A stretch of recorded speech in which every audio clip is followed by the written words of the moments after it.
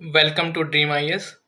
हम लोग डिस्कस करेंगे यूपी पीसीएस की स्ट्रेटजी 2026 की प्रीलिम्स की रिगार्डिंग। आप पूछ रहे थे मुझसे, और ये स्ट्रेटजी आपको पता है कि 2024 का और 2025 का दोनों का मैंने प्रीलिम्स क्लियर किया है, दोनों का मेंस क्लियर किया है, और 24 का मैंने इंटरव्यू दिया है, और 25 वाले का अभी मेंस का दे दिया है। बट इसका अभी रिजल्ट वेटिंग है, ठीक है। जहाँ तक प्रोबेबिलिटी है ये भी क्लियर हो जाएगा। तो अब डिस्कस करते हैं कि स्ट्रेटजी क्या होनी चाहिए हमारी यूपी पीसीएस प्रीलिम्स के रिगार्डिंग 2026 के लिए, जो अभी दिसंबर में एग्ज़ाम है, आपको पता है। तो मैंने क्या किया था वो मैं बताता हूँ। सबसे पहले देखो, नेचर ऑफ जी एग्ज़ाम जो है GS1 GS2 अभी यूपीएससी का प्रीलिम्स आपने दिया होगा, सिमिलर टाइप का ही एग्ज़ाम है। बस यहाँ पे क्या होता है कि 150 क्वेश्चन आते हैं जीएस में, ठीक है। यूपीएससी में 100 आते हैं। तो ये आपको यहाँ पे स्पीड और बनानी पड़ेगी ताकि आप सारे क्वेश्चंस को ईजिली हैंडल कर पाओ। और सी सैट में यहाँ पे 100 क्वेश्चंस आते हैं और यूपीएससी में वहीं पे 80 क्वेश्चंस आते हैं। तो ये दोनों जगह आपको ये ध्यान रखना है, क्वेश्चन नंबर और क्वेश्चन डिफरेंट है, but number of hours same है, 2 ही घंटे मिलेंगे।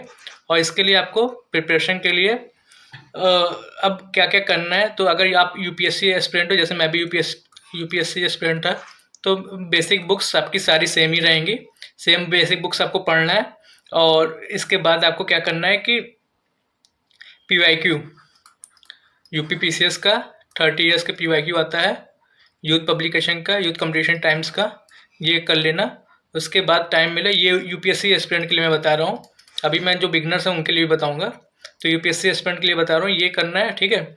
उसके बाद घटना चक्र की पुनरावलोकन बुक आती है, जिसमें लगभग 600-700 पेज की होती है। पीवाईक्यू सारे स्टेट के पीसीएस के बुक्स होते हैं इसमें, IAS PCS, Bihar PCS, Rajasthan PCS, सबके बुक होते हैं। तो आपको इसको करना है कैसे। सबसे पहले आपको करना है, 1 मिनट में डिलीट कर दूँ पहले। देखो, सबसे पहले आपको करना है, आपको हिस्ट्री घटना चक्र पूर्वावलोकन जो है उसकी हिस्ट्री करनी है पहले, फिर साइंस करनी है, फिर आपको पॉलिटी करनी है, फिर टाइम मिले तो ज्योग्राफी और इन्वायरमेंट कर लेना, ठीक है। इकोनॉमी से जनरली बजट सर्विस क्वेश्चन आते हैं और बेसिक कॉन्सेप्ट से आते हैं जो पीवाईक्यू से रिपीट होते हैं। फिर आपको देखो, हिस्ट्री भी करने जाओगे तो हिस्ट्री में सबसे पहले मॉडर्न करोगे, फिर एंशिएंट करोगे, फिर मिडीवल करोगे। और साइंस करने जाओगे तो सबसे पहले क्या करोगे, साइंस में बायो करोगे, फिर फिजिक्स कर लेना, फिर केमिस्ट्री कर लेना। तो यहाँ से क्वेश्चन आते हैं। अब आपको बता देता है कि जो टारगेट हमारा होगा वो किस बेसिस पे प्रिपरेशन करना है, सभी के लिए, बिगिनर्स और यूपीएससी एस्पिरेंट सभी के लिए। तो अभी हमारे पास 6 महीने लगभग, हमारा मई चल रहा है, ठीक है। दिसंबर में एग्ज़ाम होगा, जून से हमारे पास दिसंबर तक का टाइम है। तो अगर हम 6 महीने 6 से 8 घंटे पढ़ें डेली तो हमारे लिए सफिशिएंट है। और 8 से 10 घंटे भी फुल टाइम स्पेंड पढ़ सकते हैं। अब बेसिक बुक्स की बात कर लेते हैं, जो आपने सभी यूपीएससी स्पेंड पढ़ी होगी ऑलरेडी। बिगनर्स को भी मैं बता देता हूँ कि करना क्या है इसमें। तो बेसिक बुक्स कौन कौन सी पढ़नी है, सब्जेक्ट वाइज बता देता है कि सब्जेक्ट वाइज हिस्ट्री जैसे होगा, हिस्ट्री के लिए आपको एनसीईआरटी पहले पढ़नी है। एंड सारे हिस्ट्री के लिए एंशिएंट, मिडीवल, मॉडर्न, फिर स्पेक्ट्रम पढ़ना है, ये मॉडर्न हिस्ट्री के लिए हो जाएगा। तो बस इतनी हिस्ट्री के लिए पढ़नी है। पॉलिटी के लिए क्या करना है आपको, एम लक्ष्मीकांत पढ़ना है, और एनसीईआरटी जो है क्लास 9 to 12 वो पढ़ लेना है आपको पॉलिटी के लिए। ज्योग्राफी के लिए जनरली बस एनसीईआरटी करनी होती है आपको, और फिर एटलस कर लेना। इकोनॉमी के लिए एनसीईआरटी करना है, बजट करना है, और इकोनॉमिक सर्वे करना है, ठीक है। इन्वायरमेंट के लिए शंकर राइस की बुक कर लेना। साइंस के लिए एनसीईआरटी करना है, और फिर करंट अफेयर्स भी इसी से देखते रहना है। अभी करंट अफेयर्स पे मैं आऊँगा। यूपी स्पेशल के लिए क्या करना है, यूपी बजट करना है, इकोनॉमिक सर्वे करना है, गवर्नमेंट की स्कीम करना है, डिस्ट्रिक्ट की प्रोफाइल करना है। 75 डिस्ट्रिक्ट हैं, इस मैप वगैरह देख लेना।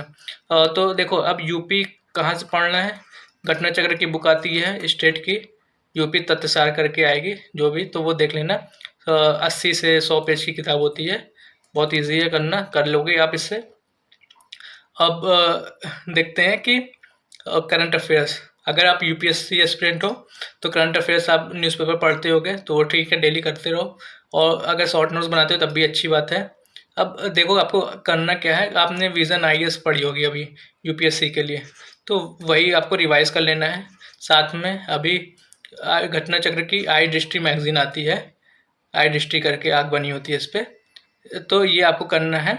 ये 1 ईयर का मंथली कंपाइलेशन, 1 ईयर का कंपाइलेशन होता है। तो 200 से 250 पेज की किताब होती है, ये सही है बुक। यहाँ से क्वेश्चंस आपको मिल जाएंगे, 25 to 30 क्वेश्चन करंट अफेयर्स के मिलेंगे यूपी पीसीएस में आपको। ठीक है। तो यहाँ से आपका ये हो जाएगा, और यूपी रिलेटेड करंट अफेयर्स भी हो जाएगा, और नेशनल लेवल पे जो नेशनल इंटरनेशनल लेवल पे करंट अफेयर्स है वहाँ से यहाँ से भी हो जाएगा। अब देखते हैं आगे कि मंथली प्लान क्या होना चाहिए आपका। तो एनसीईआरटी जो बिगनर्स हैं वो 1 महीने में ख़त्म कर लें, और जिसने यूपीएससी का एग्ज़ाम दे रखा होगा वो ऐसे एनसीईआरटी और बेसिक बुक्स वगैरह पढ़ रखा होगा, पॉलिटी वगैरह का, हिस्ट्री, तो ये सब आपको कर लेना है, ठीक है।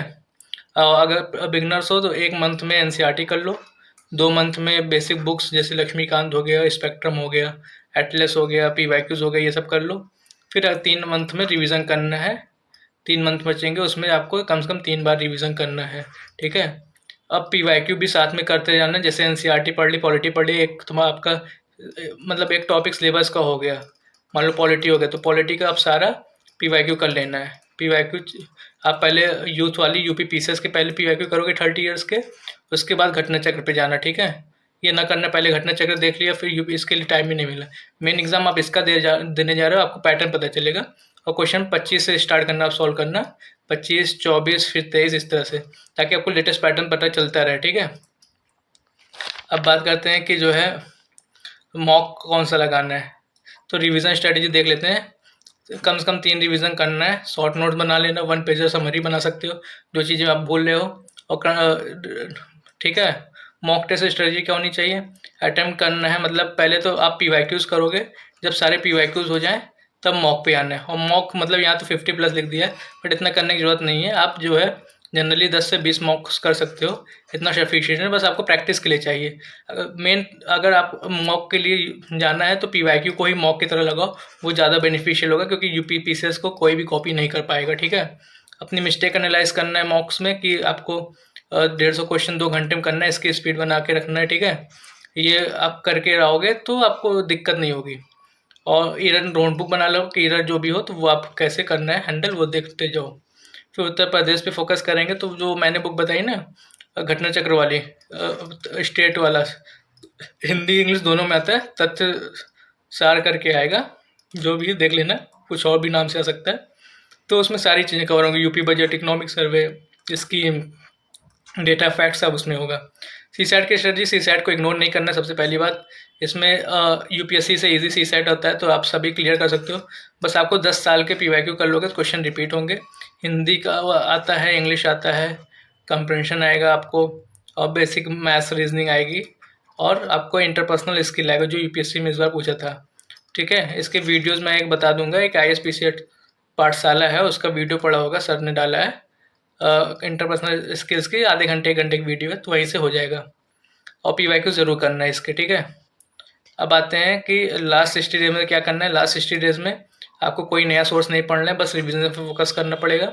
आई हिस्ट्री मैगजीन आएगी वो पढ़ना है, और पीवाईक्यूज करने हैं, करंट अफेयर्स करने हैं, यूपी स्पेसिफिक टॉपिक देखने हैं। यूपी स्पेसिफिक 4 से 5 क्वेश्चन देखने को मिल जाते हैं, लेकिन हो सकता है क्वेश्चन बढ़िया है तो आप रिस्क मत लेना, इसको भी करके जाना। कॉमन मिस्टेक जो हमें अवॉइड करना है, बहुत सारे सोर्सेज नहीं पढ़ने हैं, एक टॉपिक के लिए एक सोर्स, जैसे मैंने ऊपर बता रखा है एनसीईआरटी करनी है, फिर एक बुक सबकी बता रही, रिवीजन की कमी भी होती है तो वो भी रिवीजन करते रहना है हमें। सीसैट को नहीं इग्नोर करना है। मॉक टेस्ट आप कम से कम अगर ज़्यादा से ज़्यादा 10 से 20 दे सकते हो, कम से कम 4-5 तो दे ही लेना, जिससे आपकी हैबिट बन जाए। और करंट अफेयर्स पे हैबिट डिपेंडेंट नहीं होना, स्टैटिक पोर्शन ज़्यादा सही करना, ठीक है। और पीवाईक्यूज देखते जाओगे तो पीवाईक्यूज से आपको समझ में आएगा कि आपको फैक्चुअल चीज़ें रखनी है। फैक्ट जैसे बैटल ऑफ बक्सर कब हुआ, बैटल ऑफ प्लासी कब हुआ, इसको क्रोनोलॉजी में अरेंज करने को दे देगा, तो आपको इसको अरेंज करना पड़ेगा, ठीक है। किंग वगैरह के नाम हो गए, जैसे मगध मराठा किंगडम के जो किंग थे उनके नाम, वो कौन पहले है कौन बाद में, क्रोनोलॉजी में अरेंज करने को दे देगा। मैच दी फॉलोइंग आएगा, मैच दी फॉलोइंग में भी अगर आपको 1-2 स्टेटमेंट पता है तो आपका क्वेश्चन पे आंसर मतलब आंसर पे आ जाओगे एलिमिनेशन टेक्निक से। एलिमिनेशन टेक्निक मैं बता दूंगा, कमेंट कर देना आप कि मैंने क्या क्या एलिमिनेशन टेक्निक यूज़ की थी 2024-25 में, जिससे मेरा प्रीलिम्स क्लियर हो सका। और फिर इंटरव्यू तो बाद में आएगा, पहले आप प्रीलिम्स देखो। और अगर मेंस का भी तैयारी करना चाहते हो तो कमेंट कर देना, मैं मेंस की भी डिटेल बता दूंगा। जैसे जिसने यूपीएससी की तैयारी की होगी तो उसके पास अभी समय है, वो प्रीलिम्स और मेंस दोनों पढ़ सकता है, बट जो बिगनर्स है वो केवल प्रीलिम्स के लिए पढ़ें, मेंस के लिए बाद में पढ़ लेंगे, मेंस के लिए 4-5 महीने का टाइम मिलेगा, ठीक है। तो मिलते हैं अगले वीडियो में, और कोई डाउट होगा कमेंट कर देना आप लोग।